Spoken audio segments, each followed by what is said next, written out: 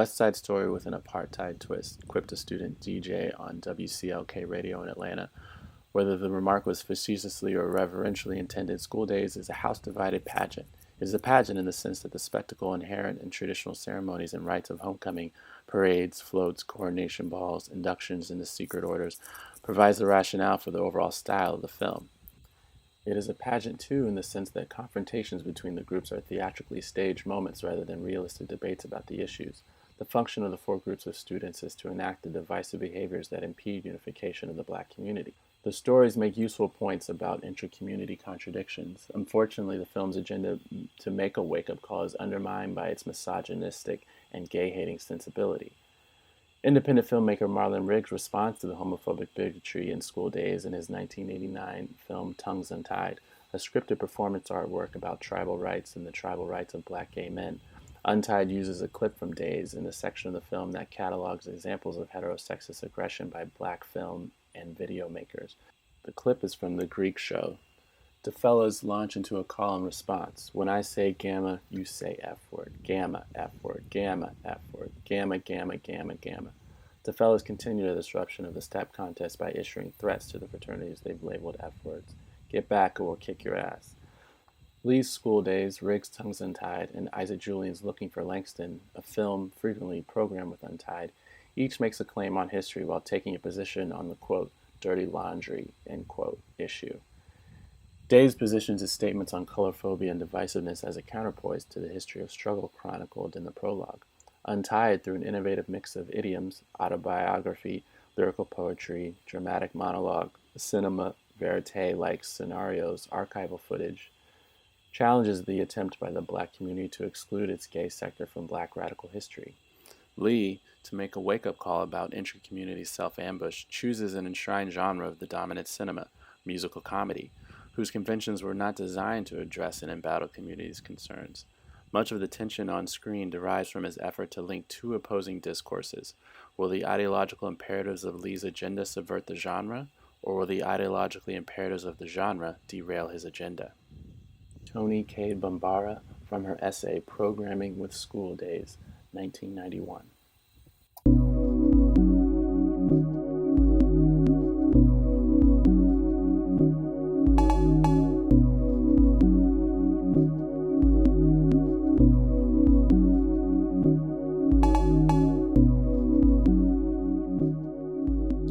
Hello, and welcome to Black is Not a Genre, a film podcast where we explore new perspectives on Black genre cinema and discuss alternative narratives in genre film through a Black lens. My name is Graham Cumberbatch, and this is episode 7. It's also the talkback for week 7 of the second month of our virtual film series hosted by Hyperreal Film Club out of Austin, Texas. All August, we invite viewers and listeners to watch along with us as we focus on a different Black film in a different genre of cinema each week and discuss the films and its makers' contributions to the forum. At the end of each week, we'll be airing a new episode of the Black is Not a Genre podcast featuring a revolving lineup of special guests. This week, we'll be discussing musical films and Spike Lee's 1988 HBCU musical melodrama, School Daze. But before I introduce this week's guest, I want to give a special thank you to Hyperreal Film Club for hosting us as part of their summer programming. In addition to presenting an eclectic mix of the world's greatest movies, Hyperreal Film Club seeks to build a special community around the moving image.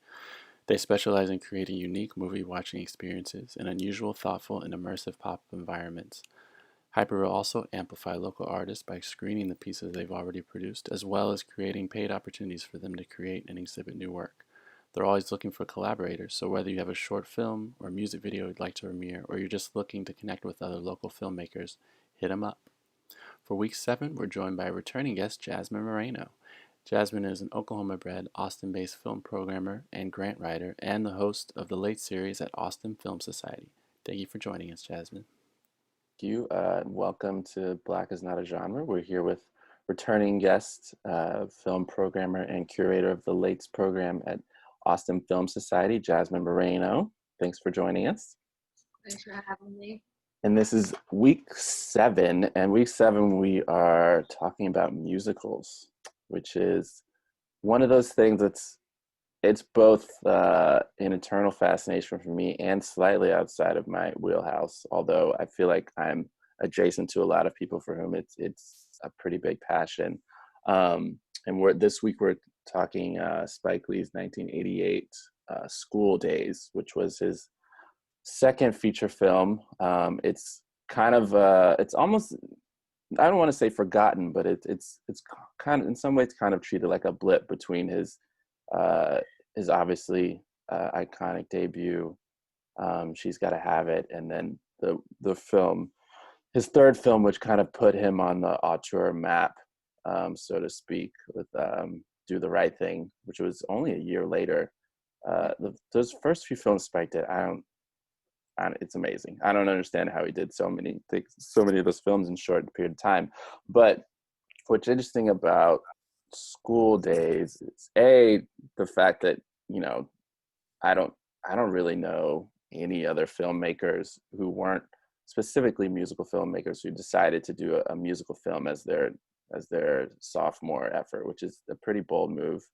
And it has a lot of the elements that we kind of see throughout his film career in their like kind of early sort of form. And then he's also dealing with a genre that is pretty, it can be a little bit tricky to hard down because it's sort of the genre that we've covered so far is with the most extreme sort of form of artifice, where there's often the production within the production that comes from the sort of heritage. Obviously its history is from the stage, and so there's a certain element of film being in somewhat conflict between the sort of live performance heritage of the modern musical.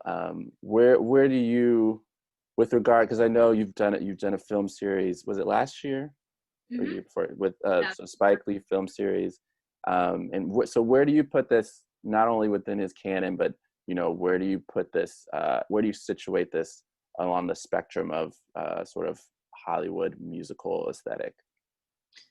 This is classic Hollywood in those musical numbers, right? Like he Mm-hmm. goes classic Hollywood. And for Spike Lee, he said that, you know, one of his favorite films is West Side Story.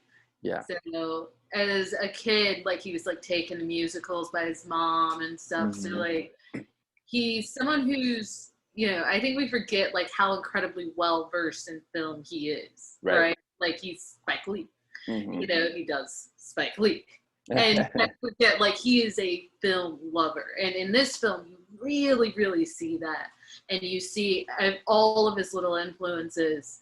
And so for those musical numbers, I mean, it's just classic Hollywood. The, like, good and bad hair, you know? Yeah, exactly.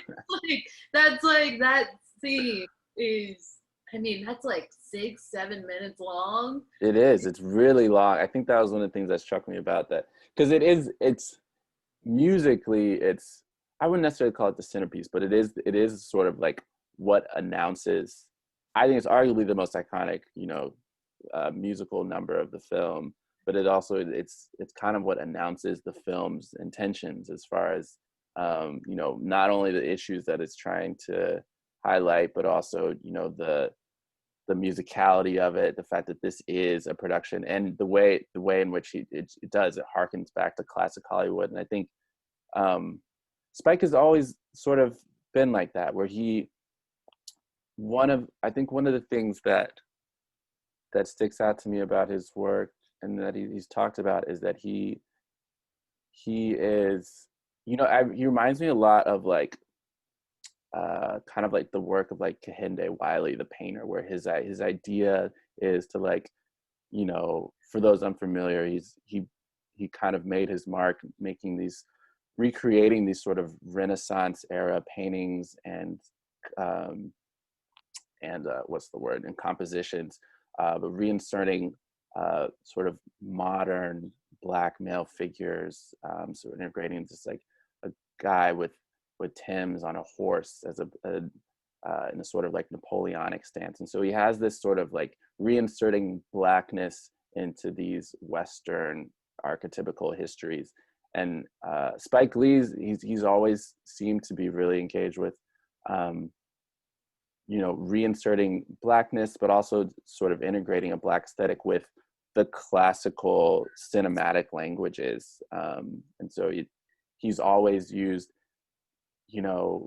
as much as he's famous in some ways, particularly mainstream film culture for, using songs like Public Enemy's Fight the Power, and Do the Right Thing. He's always been very specific about using symphonic music. And his dad, Bill Lee, who's a jazz musician, scored a bunch of his films along with Terrence Blanchard, and Bill Lee does the original music for School Daze, where he wants he wants people to be able to read it within the same legacy of like classic Hollywood, which I think seems really important to him. And you can see it in the musical numbers. But I think what's interesting about School Daze is that he's kind of highlighting the idea that the classic Hollywood musical aesthetic has so many Black origins in it in general, going back to productions like Porgy and Bess, and anything from Scott Joplin. As far as films, there's Stormy Weather and Cabin in the Sky.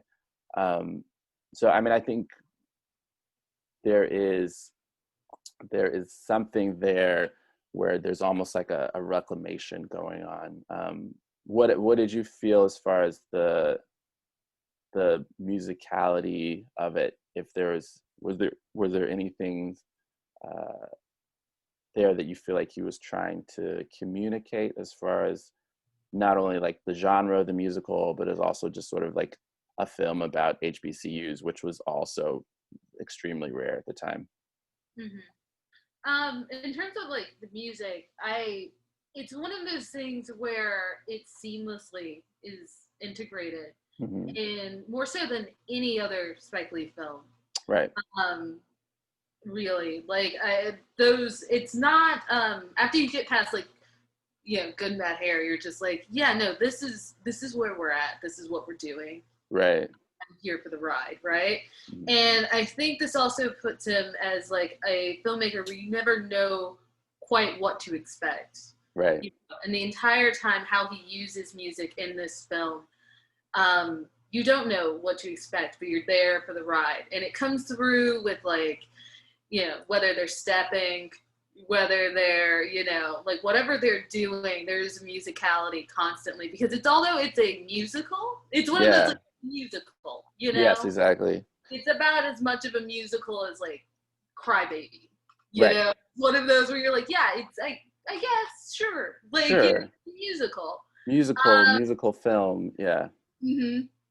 But at the same time, this is, to me, School Daze, like I liked how you mentioned basically like it has, to an extent, it's sort of a blip on the Spike Lee career line, more of, I think, depending on who you're talking to. Yeah, exactly. If you're talking to Black people, especially Black people of a certain age, this is it. Like this more so than She's Gotta Have It. Right. This is the Spike Lee film, I think, for a certain generation, and what kind of defines Spike Lee for a certain generation. Right. More so than the films that, we study from him, I think this is a film that speaks to Blackness in a very particular way as well. Like there's something that is so, this is the Blackest Spike Lee film. Yeah. Possible. Like this is the Blackest Spike Lee film. And I think you hear that, you see that in such an interesting way, and that is very, very different from all of his others. This is him speaking to Black people in a very direct way by also saying like, this is my experience, as I lived it, sort of. Yeah, exactly, sort of. Yeah. No, I think you're right. There is a really concerted effort to write a film that is specifically for the Black audience and no one else, honestly. Like, and I think that's really important. I think, and it's almost, to me, it's almost like he wanted to not get this out of the way, but he wanted to get this down first, Mhm. like before he made any sort of film that looked outward towards more of a white audience. You know, and this is about there, all of the racial issues he's talking about are intra community issues.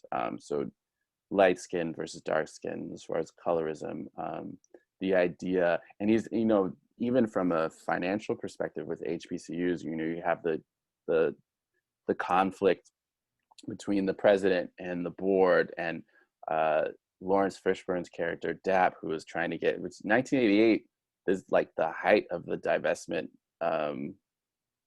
of the South African divestment movement, and it was happening all over the countries, and they kind of establish it right away. It's just like all the Ivy Leagues have already done it. What's taking us so long? And then you go behind the scenes in the president's office, and it's like, well, a lot of our benefactors are main benefactors from this old, like, benevolent white family. And if we start preaching divestment, they're not going to want to invest in us. And he talks about the issues between, you know, with why don't wealthy Black alums support HBCUs, which is something that is constantly being brought up now. And even now today, it's like HBCUs are literally failing. You know, we're having kind of a resurgence of those conversations. And like just the whole subject matter, the conversations, the way the all the friends talk to each other, there's like very esoteric in this way where, like, what I appreciate about this Spike at this era is like he he cares how his films are read, in a sense, because he still aesthetically wants them, like we said, to sort of be in this heritage of you know, classic American film. But you know, with School Daze, he doesn't really care if white people don't get it, which I Oh think yeah, is, no, is really important. this is in house. This Hmm. is definitely like, no, this is for Black ears only. Yeah, Like if you exactly. happen to hear, like So like maybe you learn something, maybe not, but it's not really for you. but this is like, yeah, it's totally like, this is a world in which white people, this is not created for you. Hmm. When I introduced this film last year, it's like it was an audience of like primarily white people, except Uh-huh. for like one Black couple. So, and then like an older Black couple too. So it was like, it was a very weird thing to go like, Yeah, I bet. I mean, and you kind of have that anyway showing these films outside of, you know, outside of Do the Right Thing. There's this Hmm. like weird, oh wait, What's like, that mean? Yeah, exactly.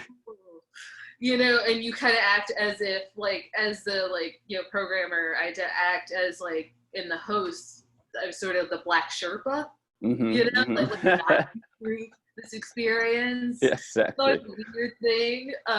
Just guiding Because, them up the mountain. yeah, a very Black mountain. Uh-huh. Very tall, very Black, of Yeah. course. But this is definitely a film that's, it's all in-house issues. It's all things that, you know, I mean, it's, I feel like it's a sad thing in a way when you're like, these are still the issues, No, you know, exactly. still, and they kind of will always be the issues, you know. Um, Certain issues are still very much prevalent in conversations that we're having even today, you know, Mhm. like, you know, light skin, dark skin, you know, and all of these things that we have these conversations today. And if you're talking about HBCUs and how they're seen, um, and the issues there, I think Mhm. this is a film that sadly is still relevant. It's one of Right. those where you're like, yeah, like I don't want this to still be relevant, right? And Right, right. like you want to know that like we've moved past a lot of these issues, but they're still there, you know. Yeah, and I think there's something interesting about his choice to make this a musical film and center around certain issues of Black collectivity. I think there as a genre, musicals, they're kind of inherently esoteric in a lot of ways in terms of like there's a there's a good um, essay by, what is her name? It's part of an anthology, and her name is Jane Fuhr. Fuhr, it's German name, Fuhr, and she talks about the mythology of musicals, this sort of self-reflexive musical, which is, the history, the sort of classic history of musicals, always like this production within a production. So it's like, the children gather to put on a play, and that's why the music is in the play. And so there's this idea where she talks about the myth of entertainment, which is this sort of like both demystification and remystification of like the entertainment experience. There's a quote she has: "So the myth of entertainment is constituted by an oscillation between demystification and remythification. Musicals, like myths, exhibit a stratified structure. The ostensible or surface function of these musicals is to give pleasure to the audience by revealing what goes on behind the scenes in the theater of Hollywood. That is, to demystify the production of entertainment. But the films remythicize at another level that which is set out to expose. Only unsuccessful performances are demystified. The musical desires an ultimate valorization of entertainment. To destroy the aura, reduce the illusion, would be to destroy the myth of entertainment as well." And she kind of breaks it down into like three myths. So it's like there's the myth of integration, which is like, it's like Singing in the Rain, where Gene Kelly falls in love with, is it Debbie Reynolds? She falls in love with him, but like through the process of making that film, The Dancing Cavaliers. So it's like this idea of like two relationships building through the art of performance, or someone being integrated into a community by like being welcomed into a production. And it's then there's also the myth of the audience, where there's usually a stand-in for the audience, where it's like, oh, the audience loves you, look at them. And so they cheat out to the audience, who's also there's the audience in the film and the audience of the film. And that's also, elements of nostalgia, like using familiar stars, which Spike Lee does a lot, like by using returning cast, and sort of establishing this like language of iconography, which I think is really important. And then there's the myth of spontaneity. So it's, obviously it's like there's Singing in the Rain, again, was a really good example of there's dichotomy between like the woman who needs like her voice to be dubbed. I can't remember her character, was so like this production of like overproduction being falling apart, but then like the natural spontaneity of Gene Kelly and the others just kind of making up a song on the spot. And these all sort of serve to, and I think the central conceit she's getting for is that like musicals are really just a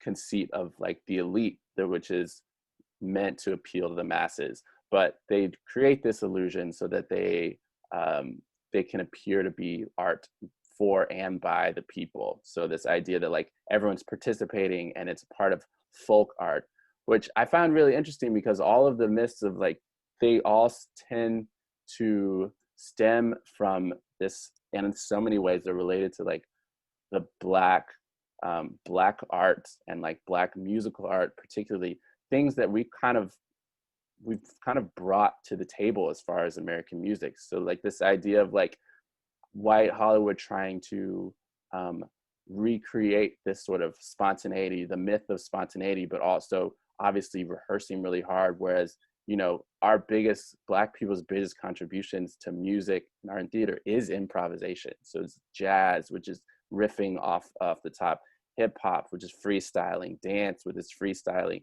So I find it interesting that like musicals are trying to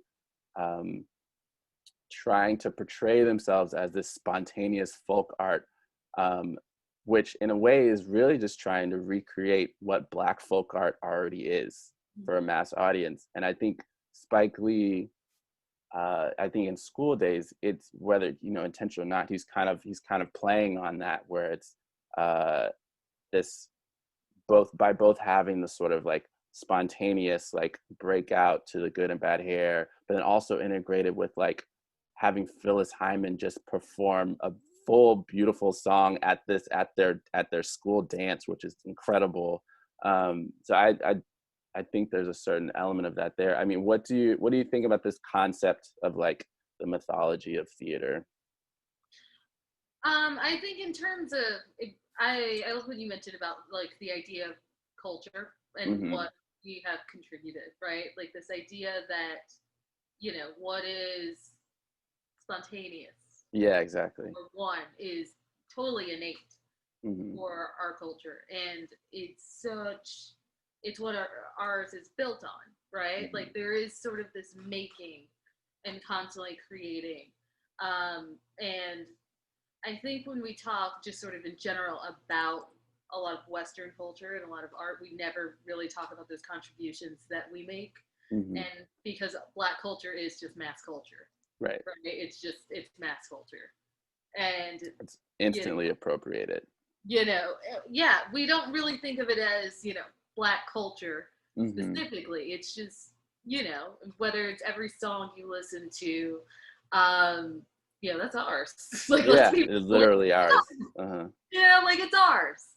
Um, so in terms of that, I think this is a film that, again, it upends the idea of it's a musical, but it upends the idea of the musical. Right. And this is Spike saying, this is what I think a musical is, Mm-hmm. right? And there's music in all sorts of things. Like I mentioned, like the stepping and the this and the Yeah. chanting and all of that. That is our music. Yes. That is also our music. And that is, how seamlessly it's like, yeah, when you look at it, it's, as I said, it's about as much of a musical as like a crybaby, like Right. there's a few songs, Mm-hmm. you remember them. Right. There are a few great songs, you remember those moments, but ultimately the music is woven all throughout that film. It really It's is. seamlessly, Mm-hmm. and it's the music of their life, Yeah. it's just that's their music of their life and their experience. So this is a musical that is very much of and by Black people. This is Right. for us, by us, like this Mm-hmm. is music constant. And the idea of sort of um, seeing Black life in and of itself as a musical, Yes. No, um, go is, ahead. I think, the most important thing with that. Did I interrupt you? No, no, not at all. That was just an agreement outburst. But yes. No, I think that's exactly it. And it's funny because I hadn't I don't think before I watched it for this week that I had watched it completely through, like bits and pieces.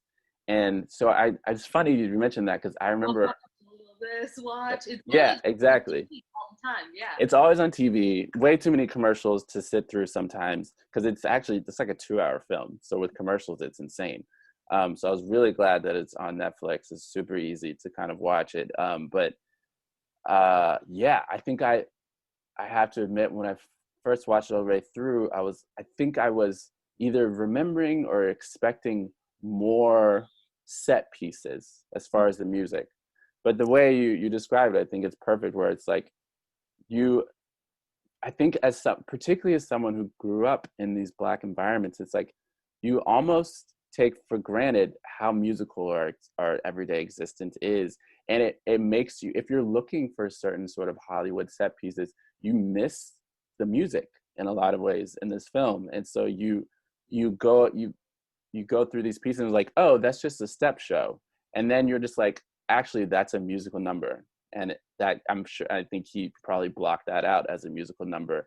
Or even the first time that the G5G shows up at the rally and busts up the rally, that's a whole number. And like, you see that sort of kind of reproduced in the Baychella performance as well. And so they're just throughout the film, it's so, and you think about, like we were saying with the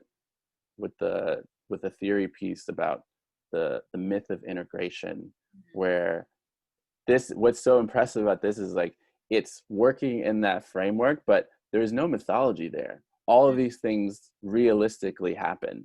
Even like the breakout song of the film is from that the beach party jamboree that they have with Experience Unlimited to Butt, and like I remember that song and people going crazy, but I didn't understand the significance of it in terms of not only like that scene in particular with this party.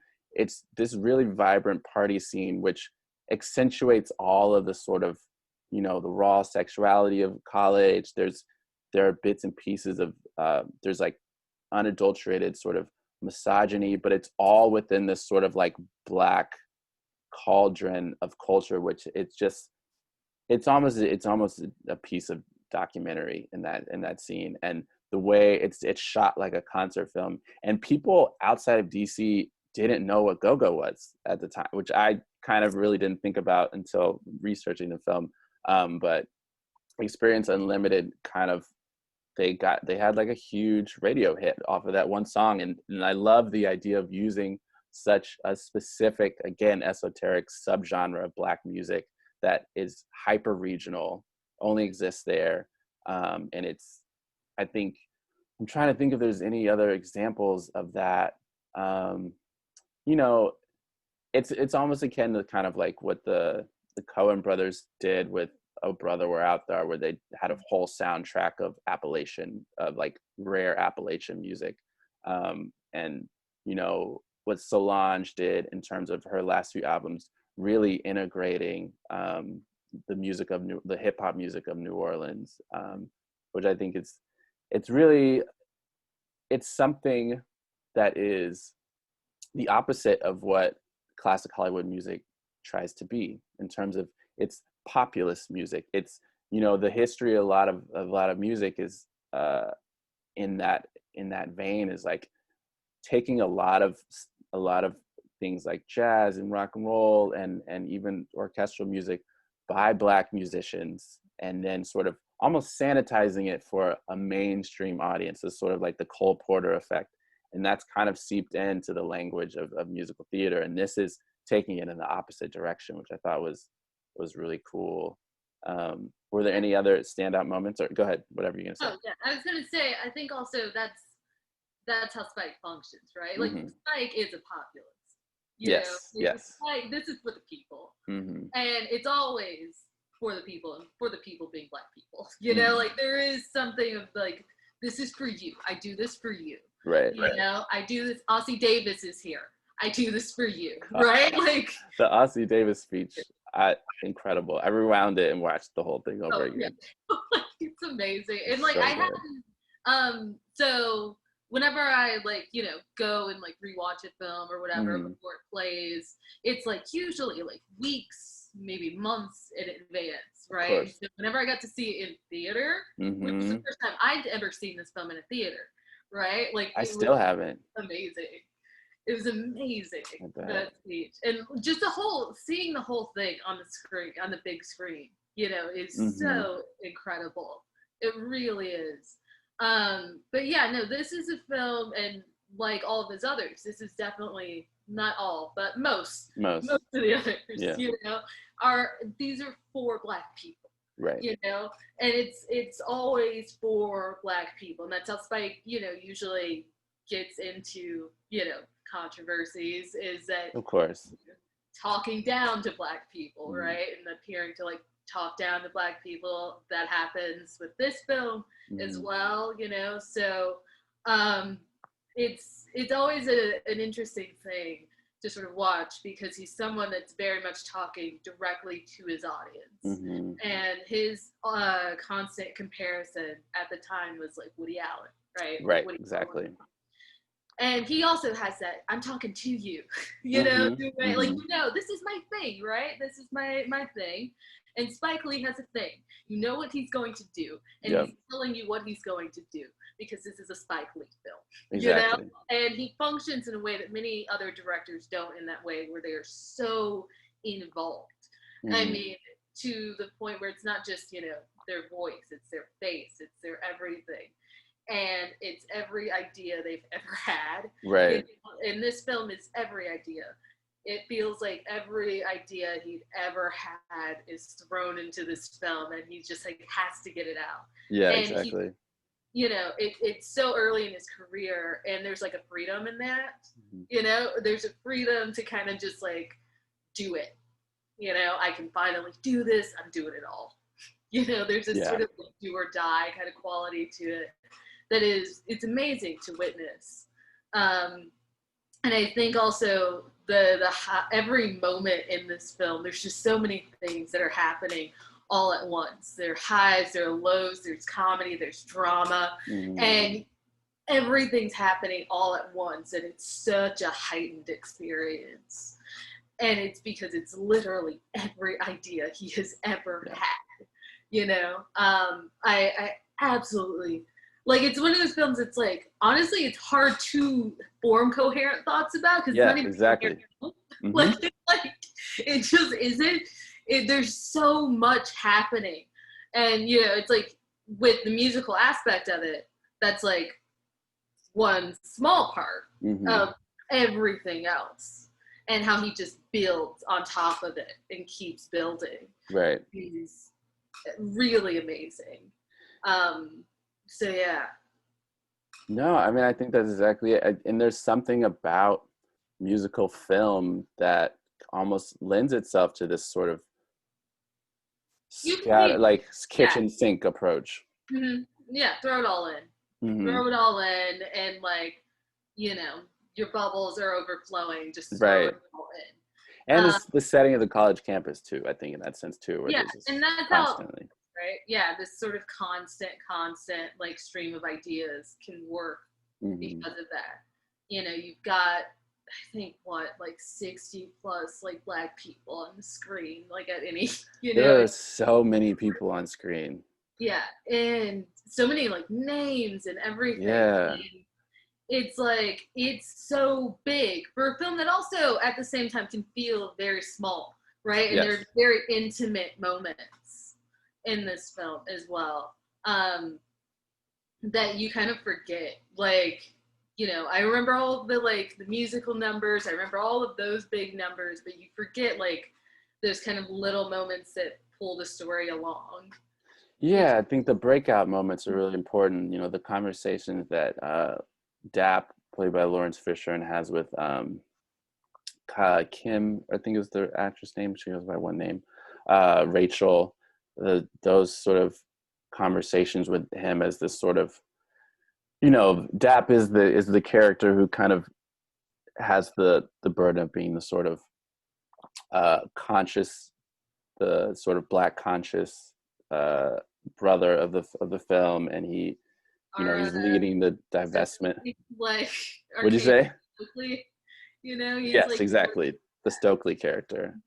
And so I think there's some really interesting moments in conversation with that, and then there's this sort of like almost camp version of Greek life with Giancarlo Esposito, who's really kind of just he's just immediately established himself as like this central figure that Spike kind of revisits over and over again. But he's such a brilliant performer. But he, as sort of the main big brother of the Gammas, and the sort of bizarre like toxic masculinity he's got going on with, Spike Lee plays Half Pint, who's trying to rush, and the tension between the Gamma and the Gamma Rays, who are the sort of light-skinned beauty queen versions of those characters on screen. And there's anyone who's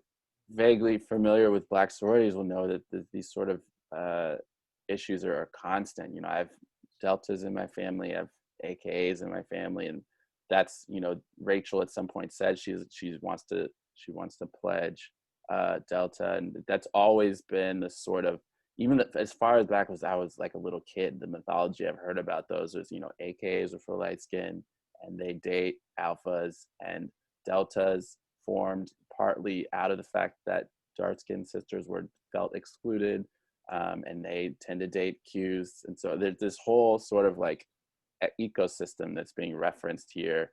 And like, again, we were talking about with the sort of winks to the audience, like this is really early on in Spike's career, obviously. So these collaborations are kind of in some ways at their early stages, but then you see them repeated and sort of, and the sort of like what's the word? This sort of I don't know, acts coincidental or just sort of like cosmic synergy of basically he's cast the three main characters of a different world in this film in some of their first performances, which is obviously, I think, was 3 years later maybe, when A Different World premiered. But was it? Yeah, it's about 3. About 3, yeah. And so Daryl M. Bell is Big Brother X-Ray Vision, Jasmine Guy is one of the Gamma Rays, Kadeem Hardison as one of Lawrence Dapp's best friends. So there's the crossover is really, and I think next week we're gonna do horror, and one of my favorite Black horror films is directed. Which one? Death by Temptation. Yes. Yeah. Which it's so good. And so Ernest Dickerson, who's the cinematographer for this, and obviously one of Spike's longtime collaborators, did that film with Kadeem Hardison and James Bond III, who's also in this as Lawrence Fishburne's friend. I'm not sure if we're picking that movie next week, but I do love it. Like that movie is fantastic. It's and so like good. Also, in terms of, it's like in terms of opportunity. Spike, like I mentioned, like it's like there's like 60 Black actors that are like major Black actors, and it's amazing. And it's like he really sets up from the very beginning, like here I am, and I create opportunity. Yes. I create opportunity. I'm not just here to pull the ladder up behind me. Mm-hmm. Like I'm here to open the door. And I think we forget like how many Black filmmakers Spike Lee's had, like it helped along and like made opportunities for how many Black actors who would be nothing without like Spike Lee. Yeah. You see Samuel L. Jackson in this. Yes. I love him as he's like the leader of the townies. Mm-hmm. And it's also like such a great, that scene is such an interesting scene and how it functions in the film too, with all the characters and the sort of the interactions between them and realizing like, oh, like our classism as well, right? But yeah, I think that and so we forget how many opportunities that he's created. He says like basically this film, I open the door. I open the door for everyone. This is a new Black Hollywood that is coming through. It's pretty much like every, you mentioned A Different World, but it's like you got everyone from like every major Black TV show nearly for the next decade. For the next decade at least. Yeah, so it's amazing to see like the cast in this and to see like what they did and like where they go from here, So it's amazing to just see that as that plays out. And the crossover between like, we did Eve's Bayou last week, and obviously Cassie Lim has directed that. She has a cameo in this film as one of the first people Half Pint tries to take out. Roger Guenveur Smith, also in Eve's Bayou. Obviously Samuel L. Jackson, obviously in Eve's Bayou. It creates, and there's a good documentary, I don't think I finished it, Brooklyn Boheme, which it talks about this constellation of people that just collaborate and work. And I think it's interesting because I have read a little bit and I want to do more research on there were Black filmmakers and a community of Black filmmakers that were maybe slightly older than Spike at the time who were reticent about his rise. And, I've heard Haile Gerima talk about how some of the, folks in his sort of realm, particularly from the LA Rebellion, saw a little bit of the way Spike chose to play the Hollywood game as more individualistic than collective. And I think there is a conversation to be had about that as his career evolved. But I do think, like you said, it's important to highlight the fact that he really did bring everyone he knew along with him to a certain extent in terms of exposure. And you get the sense that he kind of imagined his eventual sort of evolution, particularly with 40 Acres, as a recreation of the old Hollywood like MGM systems, just like in a sense of what kind of Tyler Perry sees himself as doing now. Like, I think Spike saw that very early on as, having, been a big fan of Oscar Micheaux too, just like saw himself as like, because I think Spike realized earlier than I think some other people in that realm. And, some people might say it's like to his credit. Other people might say maybe he was a little bit too opportunistic, but like he understood that it's quality is important.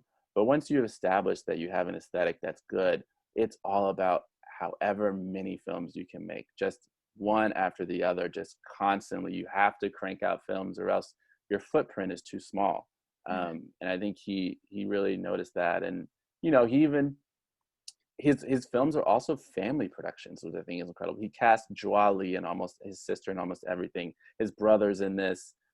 He's one of the reasons Malcolm Lee is a director. His dad obviously did the music. And then again, I every time she's involved, I have to mention Ruth E. Carter, who's credited as Ruth with R-U-T-H-E with no, like, I think later on she changed it to like the E as the middle initial. But obviously her costuming in this, and this is her first feature film as a costumer, and it's blown away. Like literally, like from everything she nailed to the just the everyday looks of the students, to nailing the sort of tribal dress of like the Back to Africa gang, and then the Greek life, and then Rachel's friends were just somewhere in the middle. The whatever Phyllis Hyman is wearing in her performance was just like, wow. One of my other favorite musical numbers with the Gamma Rays with Tisha Campbell lead, and Jasmine Guy, the sort of Supremes number with those black and silver dresses. But yeah, it's just his second film out of NYU, and the production value is unreal.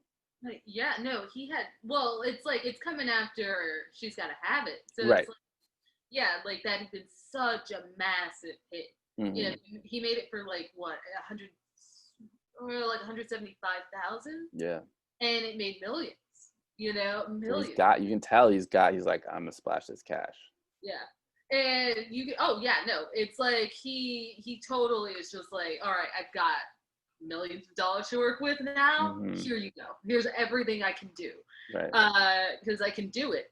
Like it's yeah.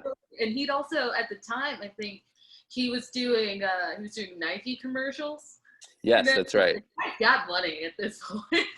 He's getting some Nike money right now. I think 88. It was around. So like Jordan came in 84. So I think 88 was around the time that the first few, like maybe the second or third Jordan was coming out. So yeah, he was just starting to do those Nike commercials. So he's making headway. Yeah, no, he's making a name for himself as Spike Lee, the Spike Lee the brand. Yes, Spike Lee the brand. And that's also what's so interesting about Spike Lee, is like, it's Spike Lee, there's a brand. You know what Spike Lee entails, it's, whether it's, from fashion to music to everything, there is a brand. Right. Is Spike Lee. I was watching earlier that Entrepreneur video. Have you seen this? It's Pharrell. The series? No, it's music. It's a new song from Pharrell. Oh, okay. I haven't seen it. It's something, but it's like we're talking about like entrepreneurship, and it's a. Tell me what you think. Yeah, I'll watch it. That's such an interesting, because there's so many conversations swirling now, and sort of like particularly Black Twitter. And I think two of the main ones that I think are particularly at a boiling point are colorism, and there's the persistent privileging of lighter skin, particularly in the age of Instagram and and the age of Instagram and the reemergence of like hair texture and the hair care industry that's evolved, and the sort of negligence and it's coming more into light, the sort of concept of misogynoir, which is a relatively new term in terms of coinage, but obviously it's a practice that's been prevalent over time. But you really get to sense Spike really doesn't hold anything back in that discussion.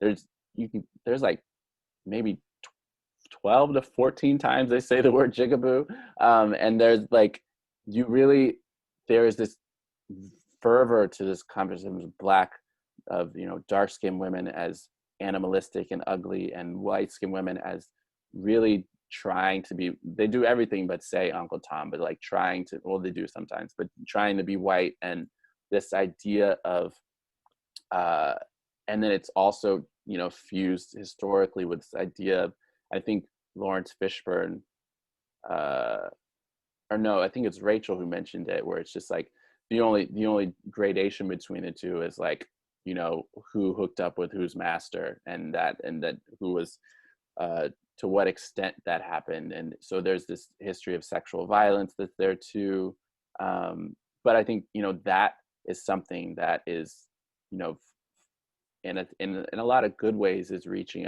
a fever pitch of discussion. And then also this sort of like discussion around Black capitalism, the idea of what, there's more rhetoric coming out of, like, buying Black won't save us, or the Black entrepreneurs is really just this, it's a buying into this idea of Western white capitalism that will ultimately just repeat the same structures of oppression. And Spike is, I think Spike, and less in the sense of it being in the film, it's more like, Spike's career path hits a lot of those talking points along, like what it means to be elevated in the conversation of film, what it takes to be able to get certain films made, and like how he talks constantly about how you play the game and what it means. So yeah, I mean, I think it makes this film really prescient, even though it seems like a scattershot exploration of all the things that were on his mind. It's like those are the things that are on Black creatives' minds all the time. So it's an evergreen film in that sense, I think. Yeah. Oh, yeah. And again, also more so than even She's Gotta Have It. Yeah. This Same. Film, this film is more so the film that I think says the most and about a lot of those topics. And particularly, I love that you mentioned the misogynoir, because you have also this sort of the victimizer and the victims in this film are and the relationships between them and how they sort of perpetuate that and they keep going, is very, very interesting. And the idea of like Black masculinity as well. And between, poor Half Pint and like, his brothers, Big Brother Almighty. But yeah, it's as you said, and as we've mentioned, these are still things that we talk about, whether we're talking about, Megan Thee Stallion, whether we're talking about Pharrell's new track, whether we're talking about, conversations of the day on Black Twitter. These are always going to be things that we talk about, because some of us would have been in the fields and some of us would have been in the house, I think it's always going to be there. That's always going to be there. And when we last talking about like The Weeknd and the idea of like who gets to be, loved and Right. protected. And you see in this film who gets to be loved and protected and who thinks they're loved and protected, Mm-hmm. as well, which is always, which is very interesting how it plays out in this film. That the light-skinned girls don't have it easy either, as Yeah, much as exactly. because at the end of the day, they're still Black women. They also don't have it easy, which I think is a very raw truth that's in this film, and like he's not afraid to give you that. He's not afraid to give you that at any moment, which also is part of the reason that when it came out, a lot of people didn't like it. Mm-hmm. Like, you're preaching to us, you're telling us like how we should act, what we should do, or you're not giving us great portrayals. These Mm-hmm. are all positive characters. These aren't all characters I want to look up to. So off of Yeah. off of Morehouse campus, you get off campus. Yeah, exactly. Let's kick you off campus for like nearly like every HBCU is just like, get off campus. Mm-hmm. You won't have this. But I think that there's a fearlessness to Spike Lee in that he's willing to show Black people, the things that we would more rather keep behind closed doors, and I'm surprised you haven't just dropped the all skin folk ain't kin folk.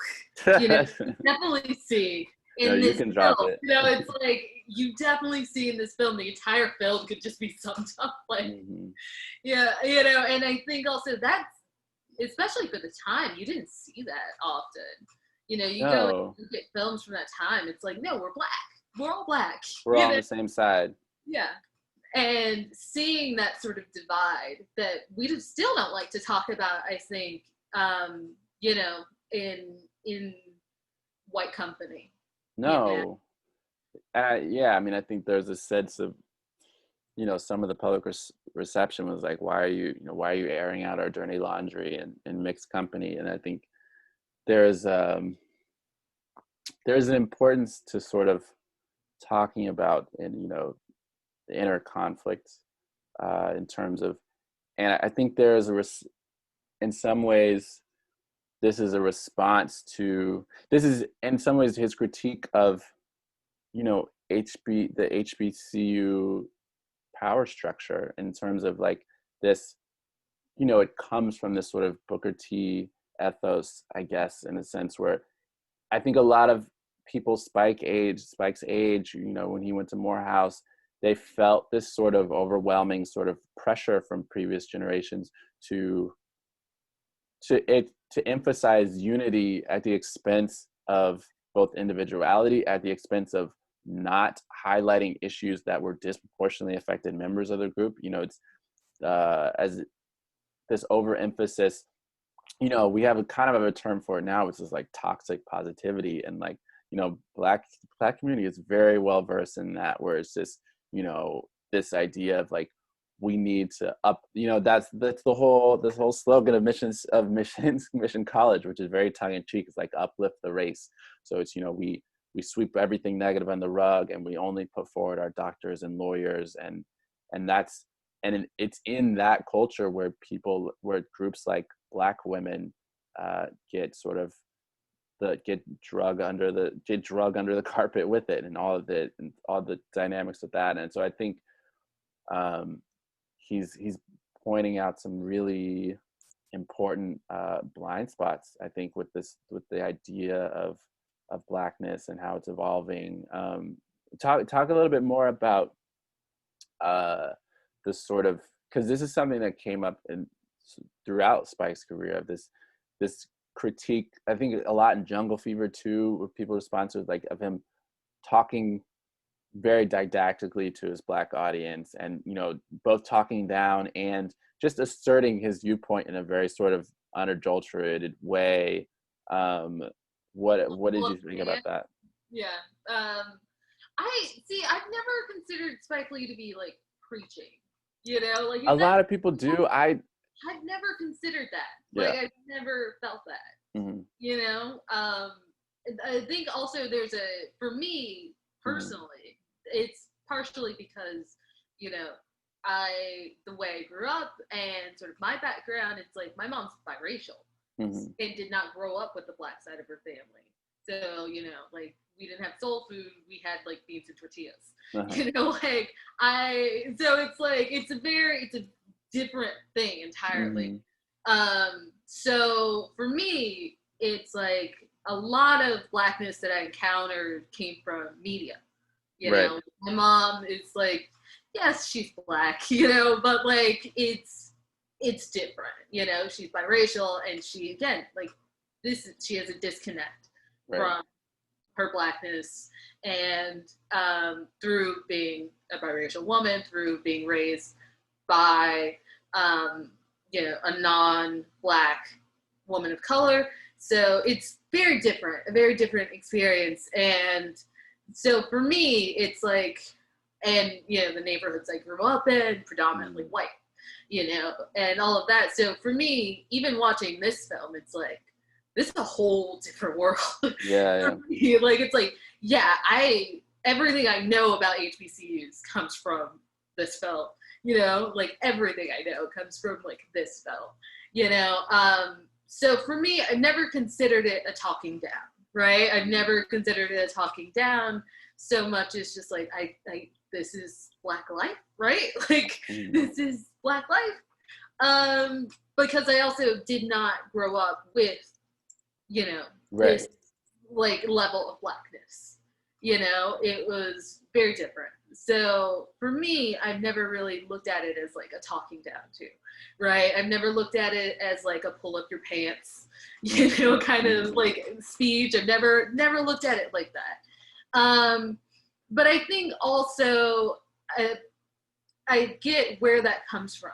And again, this comes from like talking about things in mixed company. I think that's more of what it is, right? Less that you're like criticizing us so much as like in front of these people, you know, like there's this like, what, these people, and these are also, again, these are mainstream films sometimes, you know, like we forget how many of his films are just like, you know, Columbia, you know, exactly. You know, like that kind of, these are mainstream films. They're not always, you know, they're not all not do the right thing. They're not all she's got to have it, you know, they're $175,000. These are big budget films.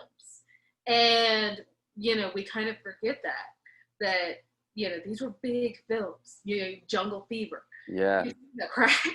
You're talking about crack and black people on crack, and like, you know, if you like completely lost your mind, you know, I think there's this sort of, there's a shame in talking about certain issues that every sort of group has, right? You just don't hear about them that often because they're supposed to be behind closed doors, right? And when you're saying that this is a mainstream film, this is Columbia, you know, this is in every, you know, it's on the top of every marquee, every theater across the country.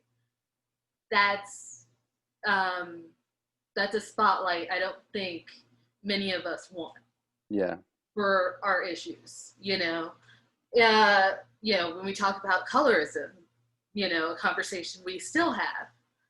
That's very much, you know, it's an issue that affects us all the time, constantly, not just interracially, but yet we still talk about it in sort of hushed whispers. And if you bring it up, you know, certain issues that if you bring up, you're attacked for. And I think that is sort of, there's a defensiveness, I feel, that often comes with being the first also, you know, the first or the loudest, you know, and in a lot of cases, Spike was the first to say this or that, and always the loudest to say these things. And that comes with, you know, being in the mainstream. Right. And, you know, when you open yourself up like that, I think you open yourself up to criticism, partially that is coming from a place of defensiveness. No, I think that's exactly what's at the crux of it too. I think there is an element of mixed company, but it's also this idea of, you know, I think there's this fear by bringing up these issues that it will further fuel, or give ammunition to these really sort of damaging perspectives on Black people that white people have, sort of white mainstream culture have been sort of trying to politically perpetuate for so long. So it's, like you said, jungle fever. There is a, and again, like Spike, I think Spike toys with authorship. I do think there are some, for me, I think the things that come through the most clear of like, oh, I think this is how Spike Lee thinks, are not are not the most overt examples of how people, so like, for example, at the end of Jungle Fever, at the very end, and he does this a lot, he has a sort of like almost tongue-in-cheek message moment where it's was it Wesley Snipes talks to runs into a one young girl who I think is asking for drugs or prostituting herself, and Oh, he just like no, and then that's the end of the film. And so it's like, I think people tend to take those moments as, oh, this is Spike talking down to us. Whereas I think there are more subtle moments in which he makes his kind of ideas clear. And I think in Jungle Fever, it has more to do with his idea of, I think he has this concept, and it's more theoretical than actual. I think it was like, I think he sees interracial relationships as sort of like in the American ecosystem as like literarily doomed. Like he sees them as this sort of like tragic drama, not necessarily that interrelationships just won't work in real life, but as they're set up to fail in this sense. And I think that's more of, I can understand people feeling more of like, and I think some people did, of like, have him, being overly preachy. But I think in playing with that authorship, he delves into things that, you know he talks about the sort of like family, interfamily like abuse, essentially. So he basically recreates this sort of Marvin Gaye scenario with Samuel L. Jackson, and then he talks about, you don't you Spike, and he uses Ozzie Davis, and who's obviously revered. He's a stand-in for everyone's elders, and he castigates him for the way in which Black uh, older generations treat what's happening to younger generations as far as drug abuse. And and it's the same thing. It's like, well, this respectability thing is like, I don't know, it makes people uncomfortable that he brings these ideas up, because then white people will be like, see, it's a conflict within their own family. It's like, it's they'll talk about the complicity of the Black community within their own oppression of drug abuse. They'll talk about Black on Black crime. They'll talk about, oh, the colorism issue is tricky because white people see, oh, see, Black people are racist too, which isn't true, obviously, but it's a sensitivity, and it's what's so striking about it with HBCUs too is like, so there is I don't know if this is the actual reason, but I think it comes out of this spirit of like, HBCUs were protected environments for Black people to be educated, not just because of segregation, but literally protective, because you never knew what kind of crazy white people were going to come and just attack you for no reason.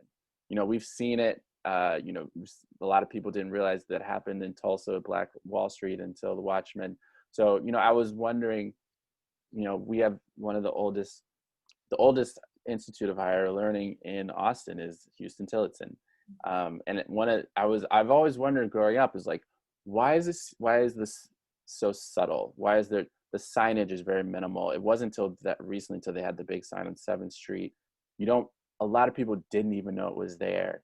And I think in some ways, whether it's, consciously or unconsciously, it's intentional. Is there are HBCUs serve as this sort of Black oasis, that there is this protective aura around it where it exists. It's one of the few spaces that exist outside in this sort of like bubble around white mainstream culture.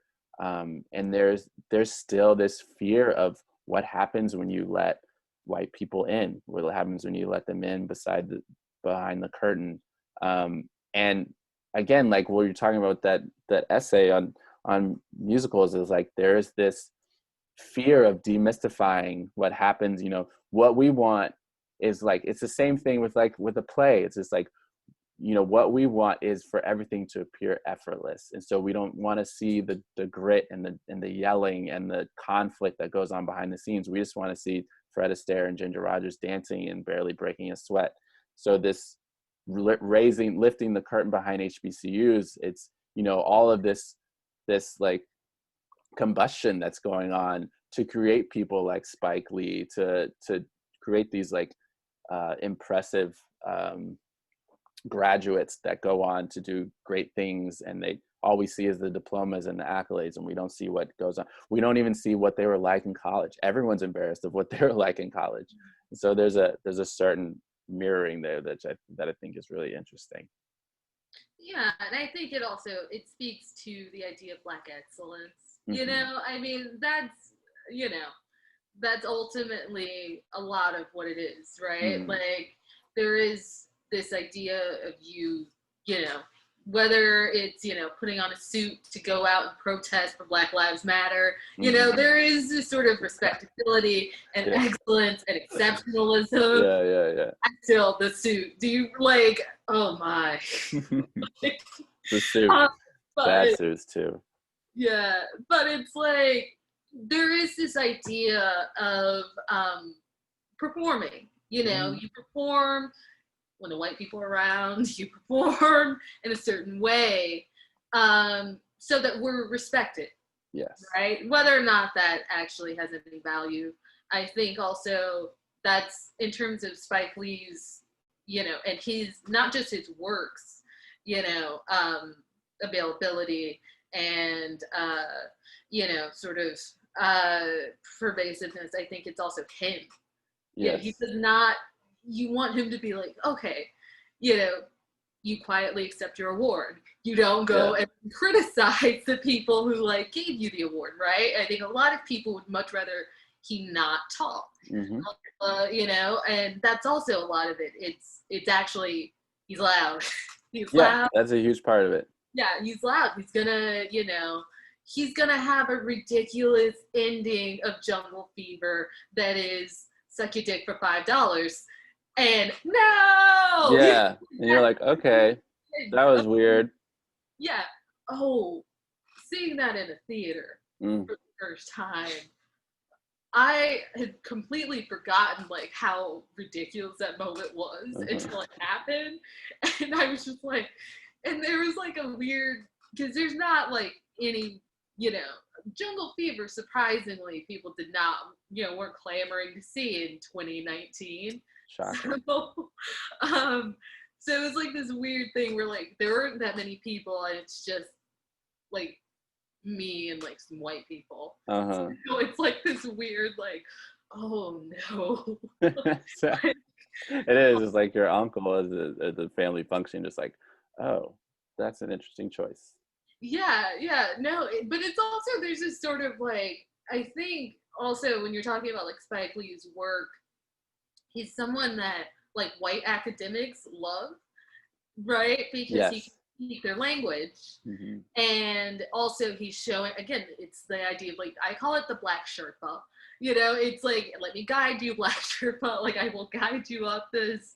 And he functions like that at the same time, right? He speaks their language, he functions as this, but also he's just Black enough, right? And it's enough to be entertaining, but he can also be someone who can educate you. He's an academic, and here's someone who's a professor, but he shows up in like his hat and like he's going to talk about the Knicks. So yeah, it's, I think there is this sort of thing with him that I have lost my train of thought. No. But there's this thing that like he speaks that language, but when you're sitting there and you've gotta, you're watching these films. He's also speaking to Black people, and there's this kind of tension as Yeah. well, right? Like there's this very real tension, and there's a difference between Spike Lee and a lot of his, a lot of his peers from that era Yeah. that were not always speaking the same language of Hollywood.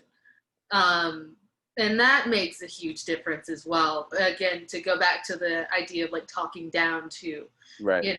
I think his respect for and how well versed he is in film, and very white film, very Eurocentric film history, Yeah. as well as Black film history. But also, you see all of these different influences.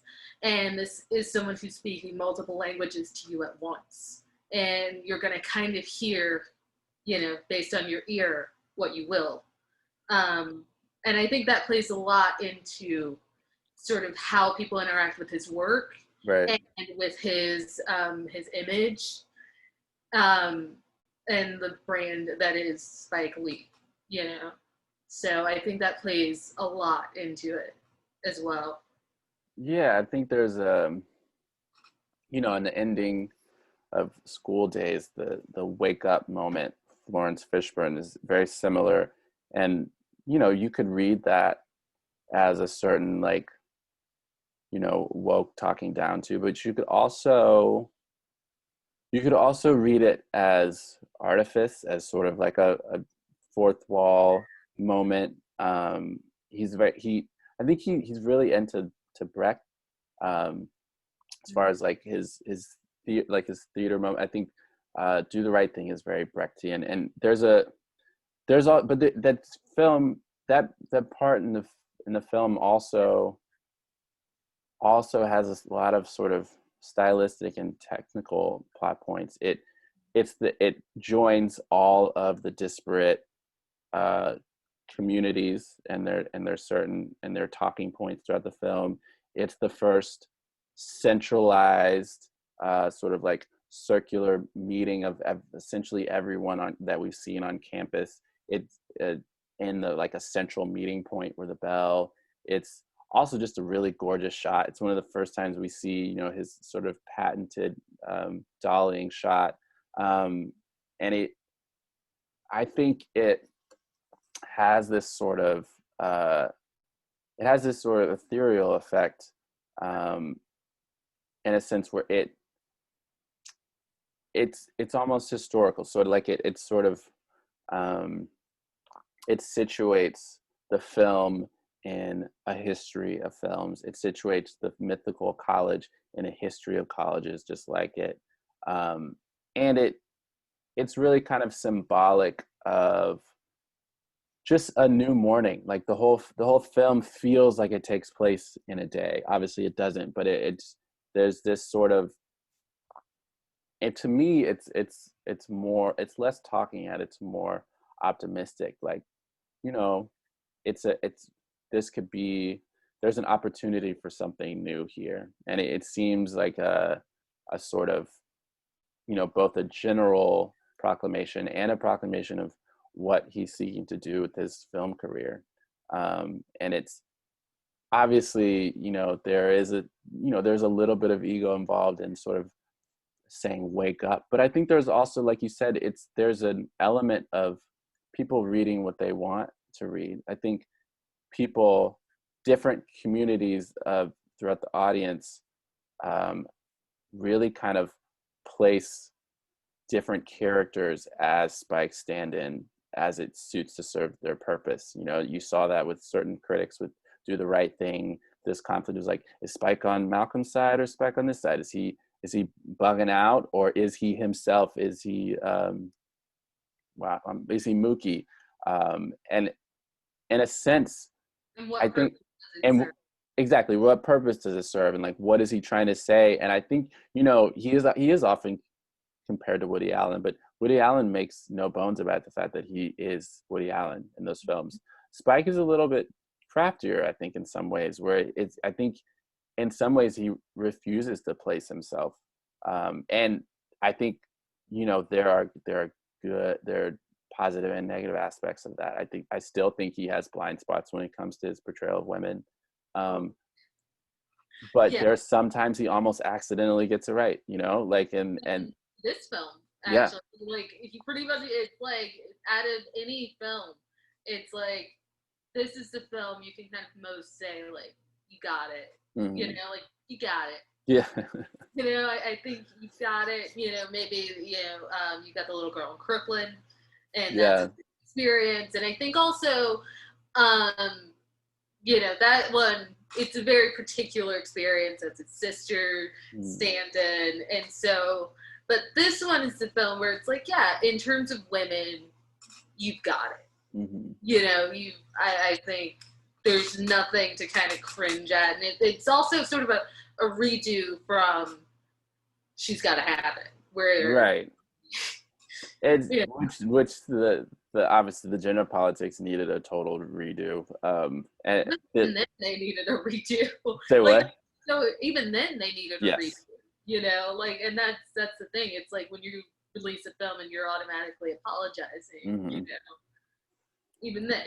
Yeah, you're like, my bad. And no, I think you're exactly right. There's a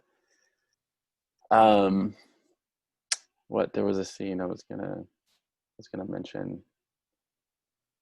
I forgot what it was, but you know, there's an element of, you know, kind of allowing the casting to do a lot of the work, I think, which is important, in terms of the women that he casts in the film, and just sort of he's also one of the toolkits he's kind of toying with too is the like college film. So like he in some ways he's little parts of the film are like the Black Animal House, and but in this sense of like, you can kind of see all the issues that someone like Spike would have in Animal House being this iconic college film, and Animal House basically getting, and everyone involved basically getting a free pass for the rest of our careers for how just blatantly like sexually, like, it, in terms of the way those films treat sexual assault, in terms of like the sort of the kind of, in a lot of ways, just really gross misogyny, in the way that they sort of cherry pick certain moments of like Blackness to make everyone seem cooler. You know, there's the shout thing where they go to the black club, and in the way that these films are really just sort of odes to just sort of like boys will be boys, sort of dangerous juvenileness, and I think he takes similar plot lines and allows them to be playful, but also treats them as serious adults, having conversations even on their level that still have like a far-reaching impact.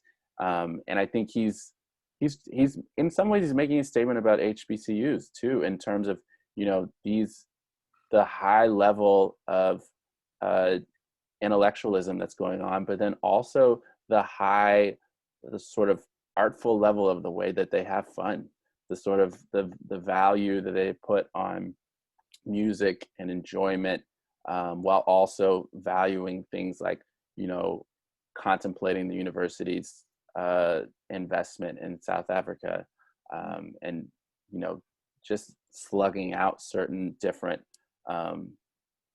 racial tensions, which I think is really interesting. And I think there's and you can kind of see, one of the things I like about it is just like not only the number of familiar faces in casting, but like the number of people involved in this film who've gone on to make films, which I think is really good. Like Roger Grimbeer Smith has made films, Samuel L. Jackson has made films. Obviously, we talked about Cassie Lemons, his cinematographer Ernest Dickerson. Rusty Condiff has a cameo in this, who is also contemporary, who made spoof films like Fear of the Black Hat.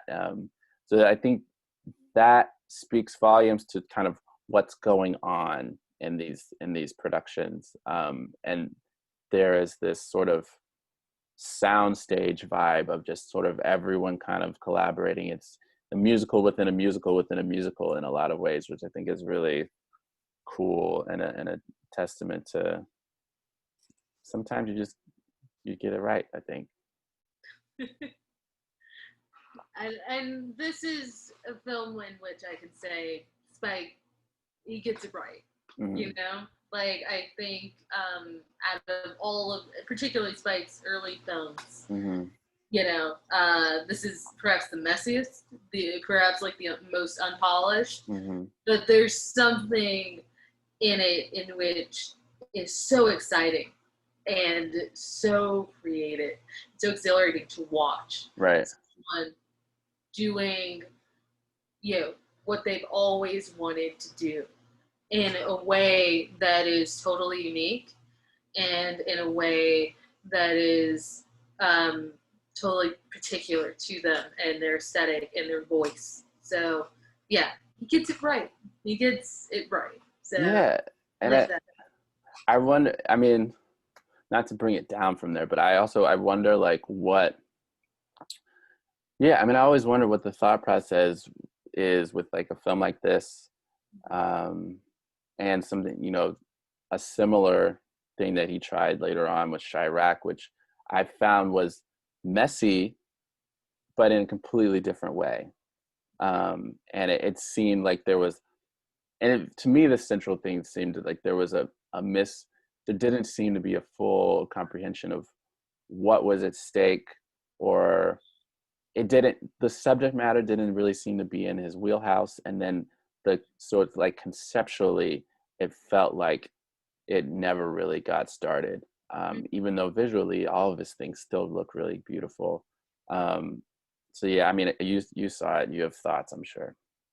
it's a film. It's honestly, it's the film where you kind of go like, I don't think you've kept up with the times. That's exactly it. Yeah. That's it. It's just like you've not kept up with the times. Mm-hmm. And that's the issue with that film.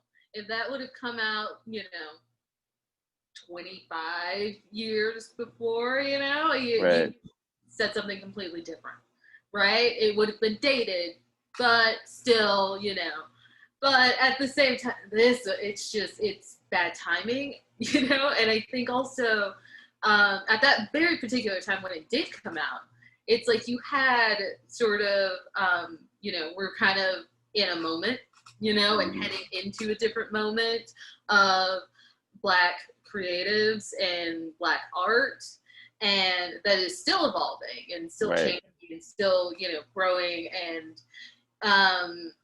in a way, I loved how you mentioned sort of the opportunities that he's created, how all of these people kind of gone on to make films, because we're now also in a moment in which, you've got every, Issa Rae, or, you've got a number of people that are making opportunities for others in a way that I don't think we've seen since then. 80s. Like the 80s, 90s, I think you're right. It's been a long time. So that's a film in which you're just like, you've not, like, somewhere along the way, like, dude, you just like stop paying attention to what was going on, right? And no, that happens. It's his like grandpa movie almost. Like, it's just like, no, grandpa, no. I think you know what's happening right now. But it's not what the kids want. And it's also, I think he's out of step with the times. The times are also out of step with him, right? Like, we've long moved past what Spike Lee kind of does. So yes, we may be excited and like it's a new Spike Lee film, right? But I think, especially in that moment, nobody cared what Spike Lee was doing. And he's always had like sort of ups and downs like that. And every filmmaker does. But I think also with Spike Lee, it's almost like a personal thing. It's like Spike Lee has this, Tyler Perry has this, where people like are very personal feelings. Yes. Them and their work. It's not just I don't like their work. It's like I don't like them. And I think that's because they're also too visible. Just far too visible, and they kind of have to be, because if you look at all the Black filmmakers that aren't visible, they are literally not there.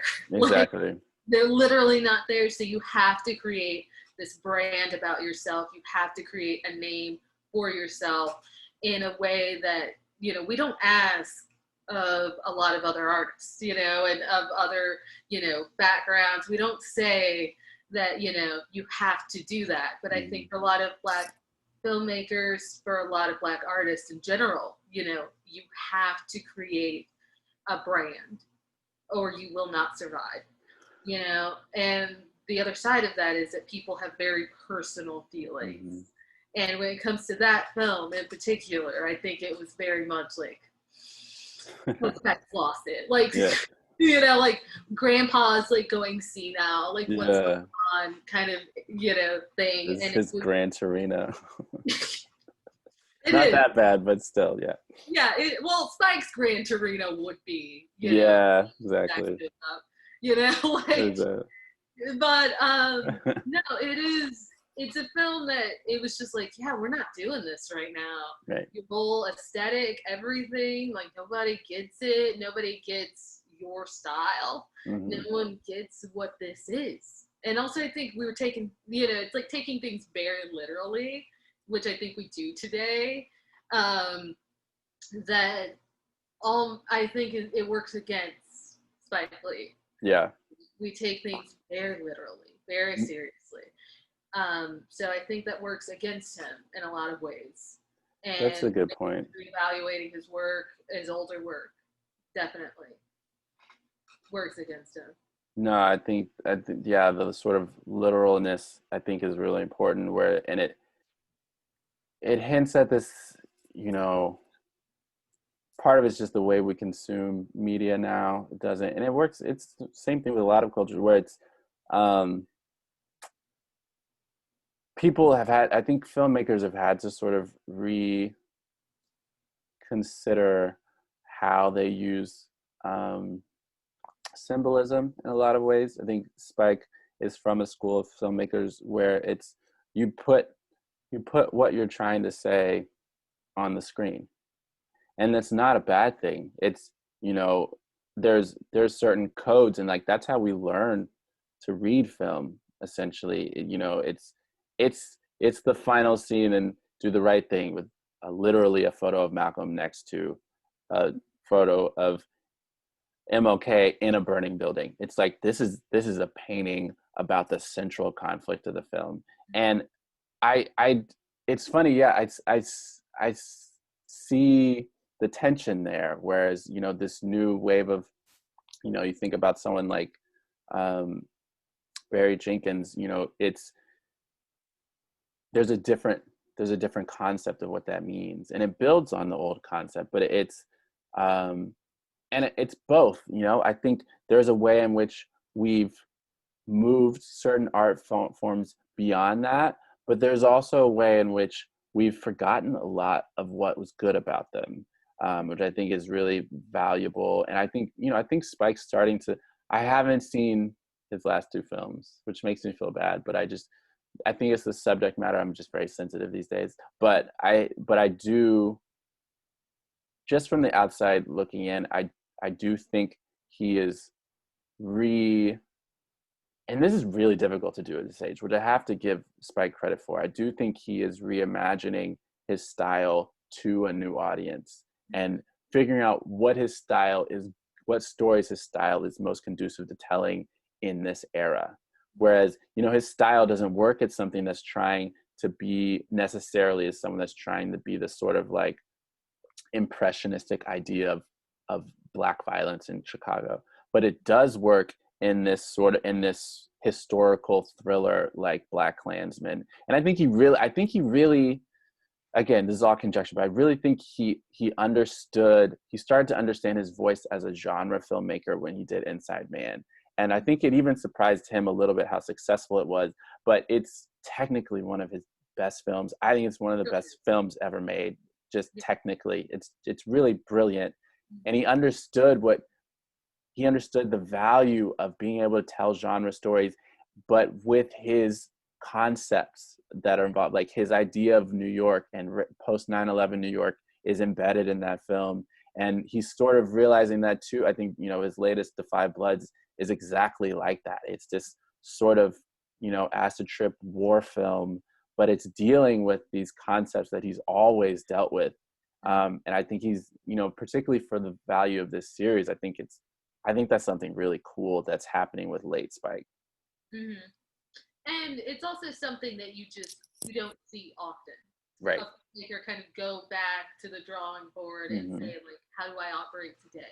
Right? Absolutely. There's filmmakers where it's like, you've been making the same thing. I mean, Scorsese is the perfect example. You've been doing the same, you do that thing, and you're great at that thing. But, you know, it's like, you're not speaking to anyone today, or you're not trying to. This is very much a film for you and people that love you, and that's it. You know, and right. For some filmmakers, that's enough. Right. You know, for some filmmakers, that's, you know, that's for some artists. I mean, there are plenty of artists in many different fields where it's like, I do my thing. Yep. You know, that's it. That is my thing. And I never take the time to reevaluate how this works today and who this is speaking to, if it's speaking to anyone at all. And I think when it comes to Chirac, you're like, I don't think that spoke to many people, right? And what it did say, I don't think really came across, right, to many people. And again, I think there's that kind of thing of Spike is speaking many languages, and you'll hear what your ears attuned to. In a way that many other filmmakers aren't doing and have never done and would never attempt to do. Yeah, I think that there's, and I agree a lot with what you're saying. I think there's, particularly, I think you hit it right on the nose when you were talking about how, you know, Black, just in general, really, like what is required in terms of perspective of Black filmmakers in terms of, you know, longevity. And so you talk about, you know, Black filmmakers can't afford to be reclusive. They have to build a brand, and in a sense they're forcing them, in the way in which they have to build a brand forces them into a polarizing persona, so that people have to take a personal stance on you because you have to stay in people's faces. You know, whereas someone like Terrence Malick can disappear for decades at a time, and he comes back and he still has an audience because of what he's built, and because it's steeped in whiteness in a lot of ways, even though he is brilliant, but he's allowed to be brilliant on his own terms. And I, you know, you still say the same thing with Scorsese, where he really only speaks one language in his films, but he's allowed to speak that language over and over again because of, you know, sort of white standards, because of expectations. And so there is this, and you see this a lot in other fields, where because Black people, it's this cycle where it's like Black people are forced to have to speak multiple languages in order to survive. And then once white audiences realize that they can speak those languages, they have to speak them all the time. They're not allowed to just pick one and run with it. They're forced into this versatility, and then they constantly have to reinvent themselves. It's like why there are 6 Beyoncés and versions of Beyonce, because she's had to have 6 different versions, whereas Taylor Swift can make the same album for the rest of her life and it won't matter. So there's this added sort of pressure of reinvention that Spike has had to deal with, I think. And then in some ways it's like it's part of what makes him builds his public persona as being someone who's bitter. And in a sense, and I think I've had some tension with that too, but in a sense it's just like, that's what he's supposed to do. Like maybe Spike is bitter, but he's bitter in a way that allows other younger filmmakers to maybe not have to be, which is I'm okay with.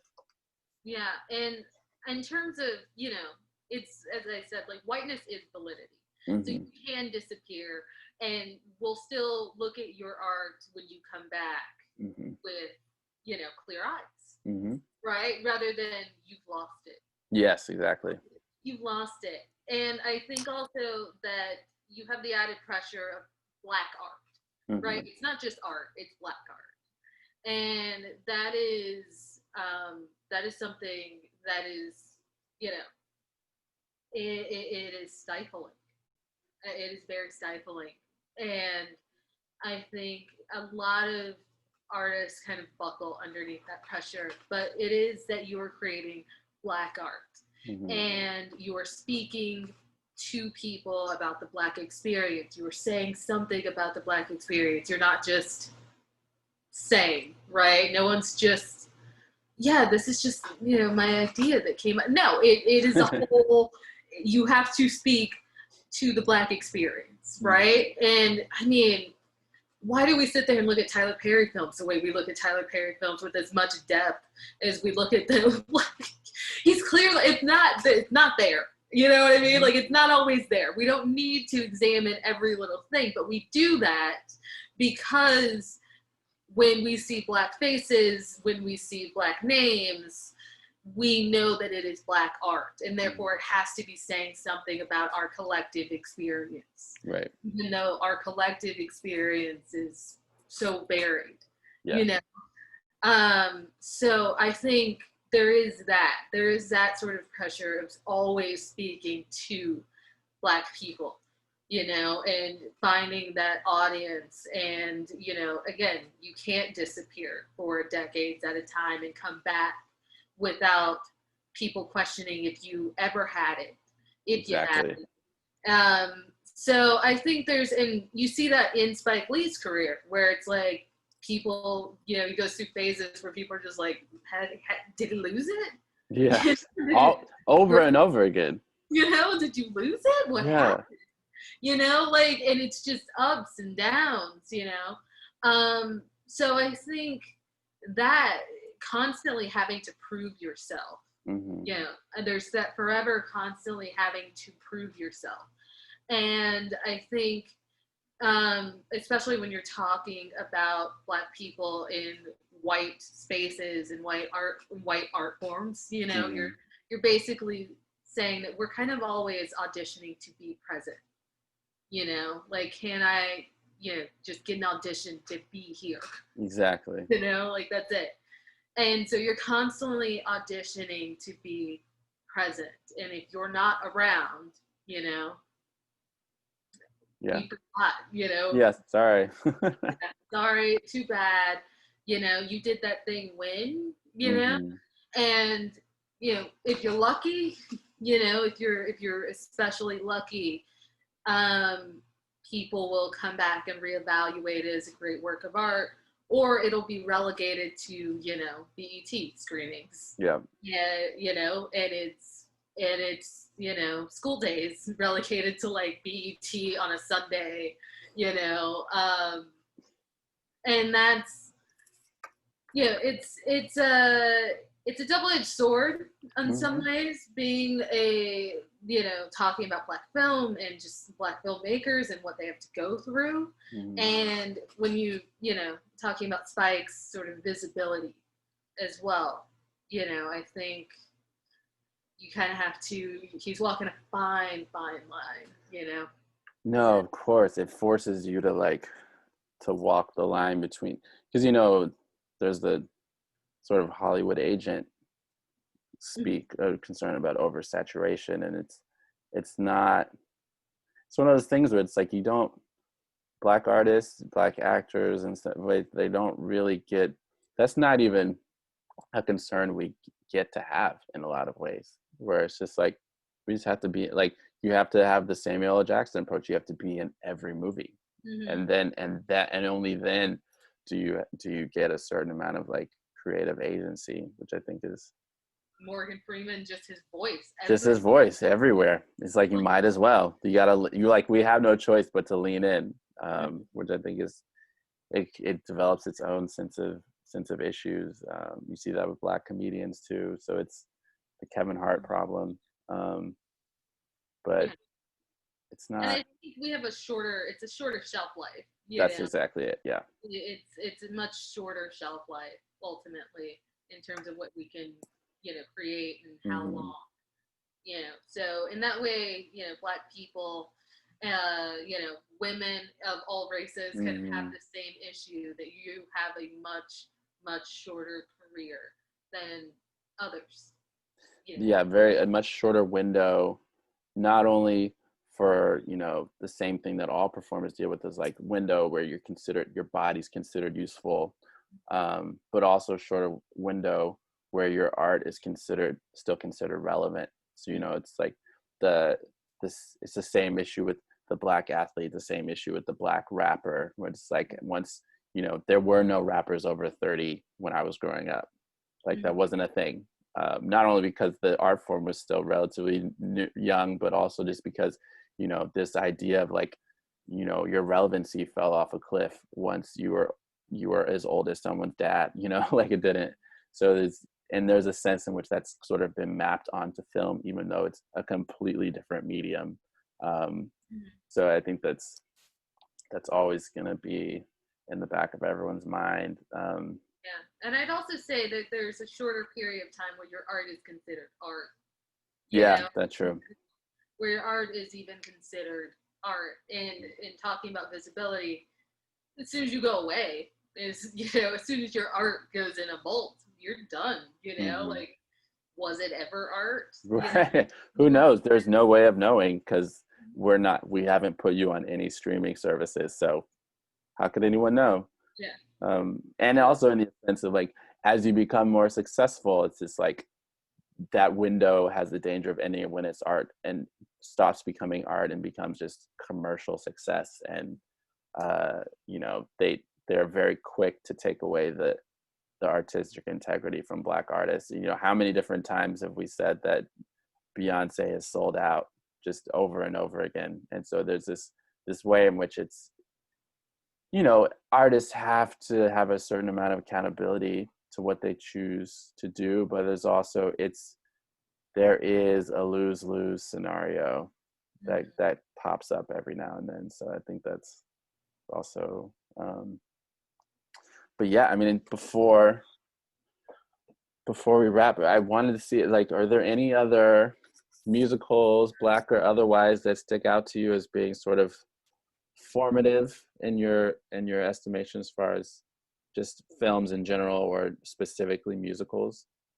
Uh, Specifically musicals. No, you hit like all of my it's like yeah, Stormy Weather, Mm-hmm. Captain Sky. Like you hit those, and those are always just like so beautiful to like go back and look at and to see like that was us then. You Yeah. know what I mean? Like that was us then, and to see how that disappears. Yeah.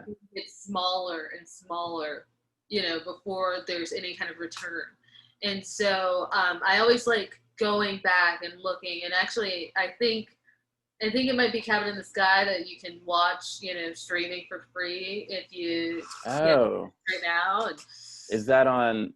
it's on like Tubi, so Oh, yeah, that's right. yeah. I've So been meaning to rewatch Cabin in the Sky, and I remember my grandfather was the first person that sat me down and to watch Stormy Weather. It's just exactly like his kind of film.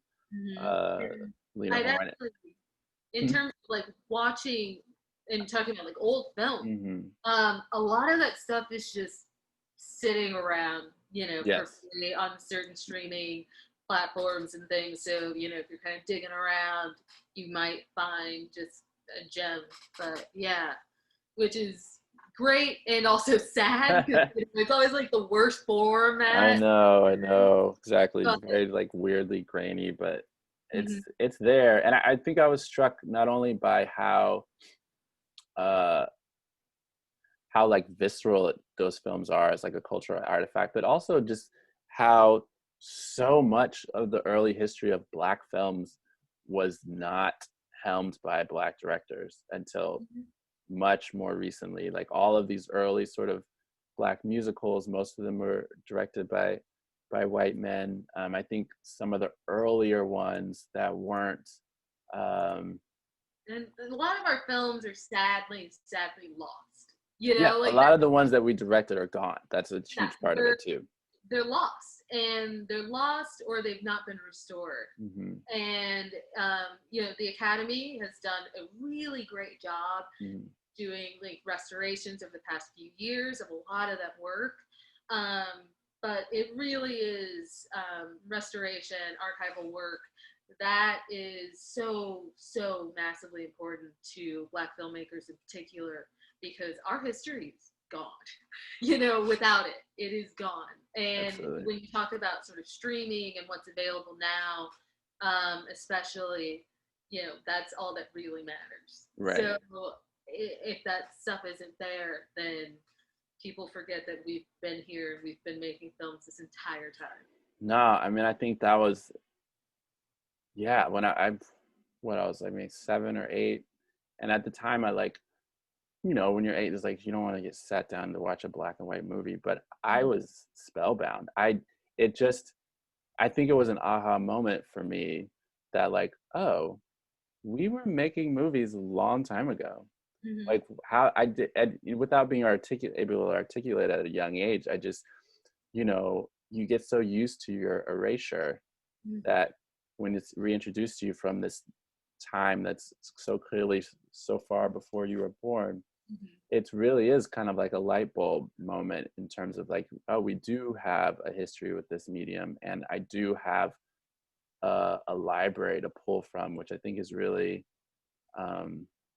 it's really important. And I think, I would love to see more Black music. I think one of the more frustrating things with me is just how this sort of gentrified idea of the music of a musical has this stranglehold on it. I'm just like, why are there not more modern musicals with just modern music, just good music? And there's a lot of controversy over, how Black actually is Hamilton, and a lot of the consensus has been not very. But also, that it's still contributed to the zeitgeist, which I think the ground is fertile for things like that. And Robert Townsend, who's one of my favorite film directors, he's delved into a lot of musical films that again are not really known outside of Black. All over the place too. Say it again. Also across so many genre lines as well. Exactly, constantly. And so he comes up in all of these, every genre that I think about doing for this film series, like Robert Townsend is just there. And there's, whether it's Bass with Camp or the Five Heartbeats, he even he had his kind of like maybe grandpa moment with the Carmen hip opera, which I only have flashes of it. I need to sit down and watch it again. I think you can like rent it on Amazon, but I watched that a few years ago. Look. The next step is actually Beyonce. Say it again. It's Beyonce. Right. It's a Queen Bee there. No. It's like it just didn't quite hit on all cylinders. Yeah. But no, it's in the original sort of Carmen Jones, Jones. amazing. Such an amazing film. Dorothy Dandridge. I mean, it is just absolutely incredible. And again, like, talking about music and musicals, the thing that you think, of course, Black people are everywhere in, Yeah, of course. Yeah. We're not outside of, they're, those sort of like, rock and roll, like, kind of films from, usually kind of cheaper films from the 50s, early 60s, like, hey, let's have a very loose plot and then we'll throw in, Maya Angelou singing. Right, exactly. Like, sure, like some Calypso something or other. Something or another. Yeah, Calypso, I think Calypso Heat Wave, I think it's that one. But yeah. Oh, have you seen it? I have not seen that. Footage of Maya Angelou sings, and it's amazing. I'm sure it is. But yeah, no, it's great footage to watch. But it is like, you would see films like that where it's like, let's throw in, a bunch of like Black singers or whatever, and then this very loose plot around like something. It's like something where they sing, and that's it. Like they wouldn't be a part of the story. It's just like, and so shows up and sings performs. A song. It's a rock and roll movie, right? It's birth of rock and roll. Here you go. Absolutely. So those films were all over. Mm. But overall, like in terms of like musical as we think of it, not so many. Right. You know, it's very strange. Mm.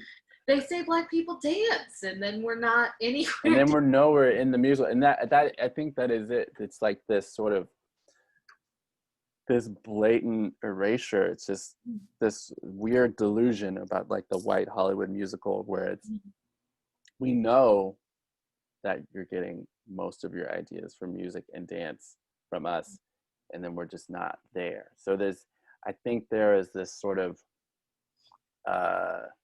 again with a part of the illusion, like that essay said, is the illusion of entertainment, the mythology of entertainment, like so much of that hinges on the invisibility of black people, because it's none of these like none of these illusory conceits of how musicals work really work. Like the idea of the concept of spontaneity, while also like a rehearsed spontaneity, breaks down once you bring in black artists who are actually well versed in actual spontaneous entertainment. Mm-hmm. So you have to keep them off the screen, or else your whole production falls apart. The whole story you're trying to tell falls apart, which I think is really it's why I find musicals so interesting. And the musical as a genre is something that I have sort of a contentious relationship with, and so much of it is because of this erasure, but also just the way the style has progressed. But I still, West Side Story is one of my favorite films, and I think there's something important there. What'd you say? It's like, I know. It is. There's a certain element, and I think Spike. You can kind of see that in terms of just the colors he uses.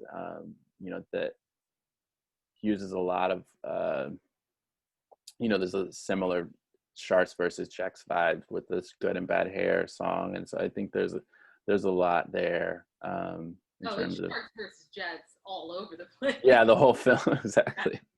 Yeah, the only difference is like sort of like the sort of fatigue jacket or something, Yeah, exactly. Little kente something or whatever, and then little patch. And there's so few of them too, which I've even just on music Wikipedia, African American musical films, there's only 50 on their list, and some of them are like borderline, which is actually, it's wild to even think about. And there's only a handful of them that are black directed. I think like the Salim Akil did the remake of Sparkle in 2012. Even The Wiz, another incredibly popular black musical, was directed by Sidney Lumet, who was cool, but also still white. So there's this strange lack of ownership over these musical stories that is kind of creeping up. And I guess all I'm saying is I need someone to make more musicals like now. I think we need it. Musicals. Yeah, let's do it. I think after everything settles down, we're just gonna want light entertainment. I know. So yeah, like so maybe that could happen. Yeah, just nothing but musicals. I'm with it. But yeah, no, it is. Yeah, I totally. It's funny about like The Wiz or Sparkle is like, The Wiz is an odd. Really weird. It's so odd.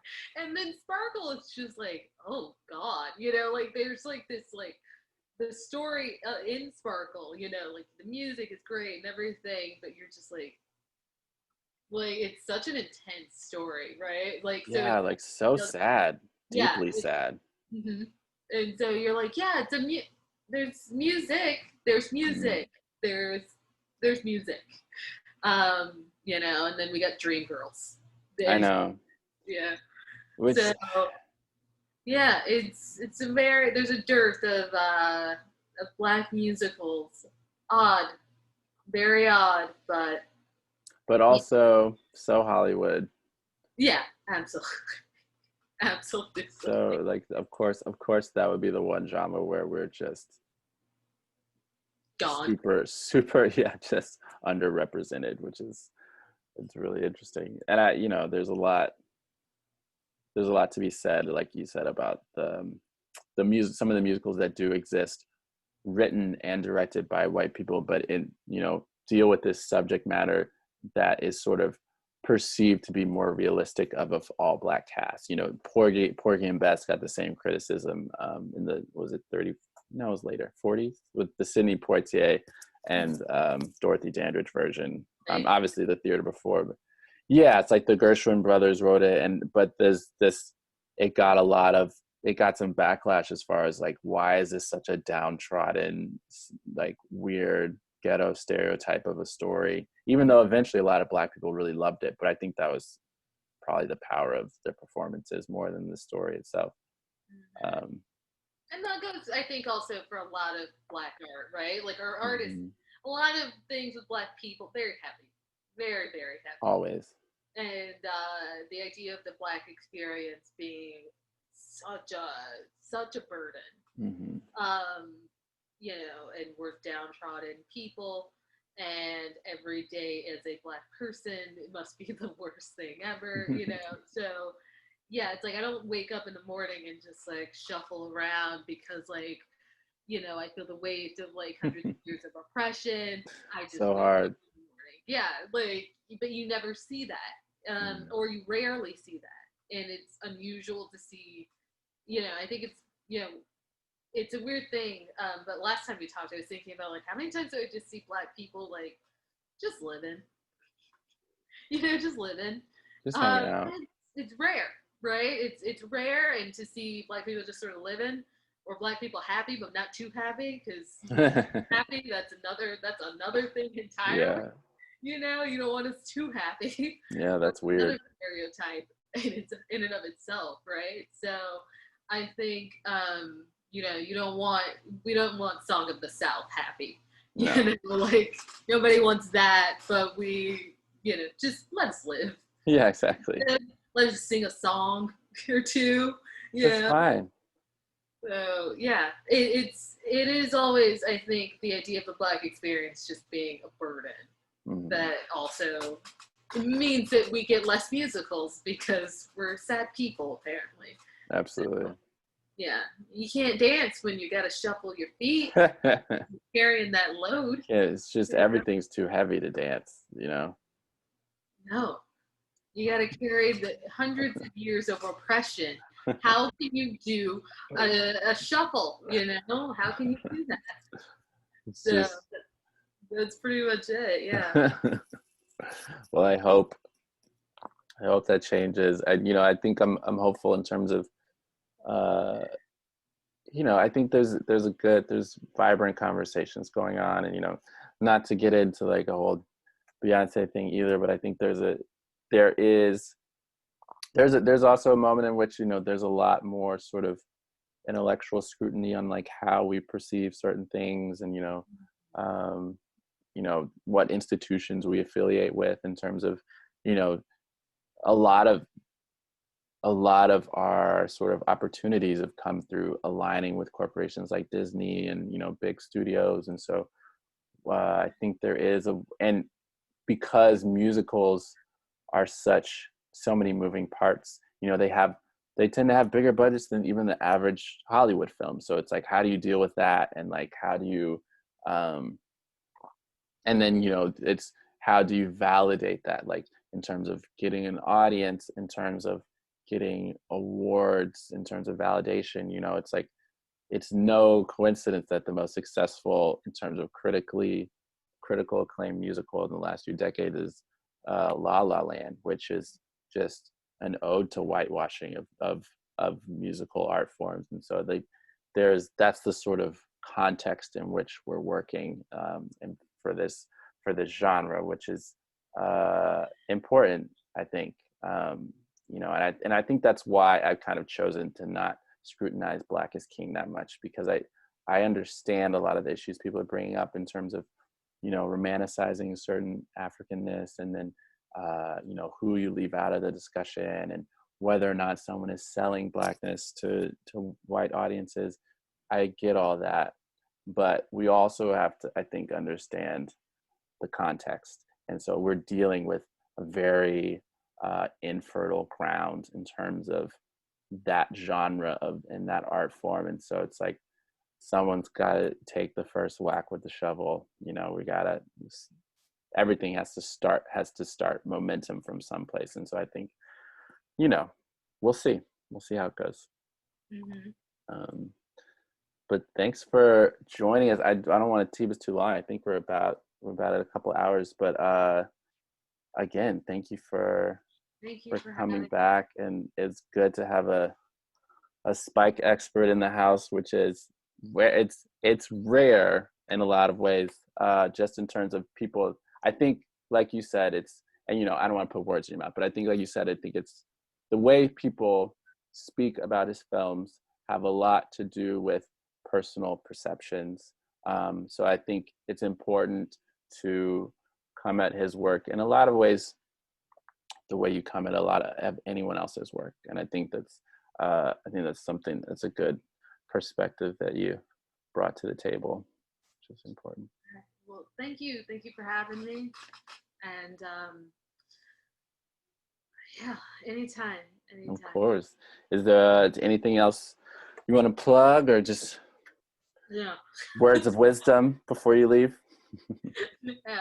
Wear a mask. Yeah, good. Go outside again, like eventually. Perfect. So we can go outside. So eventually we can go to movie theaters again. There you go. Yeah. So yeah. But no, I have nothing but wish every person that watches this, and wish you also good day, good times, and good luck. So yeah. Thank you very much.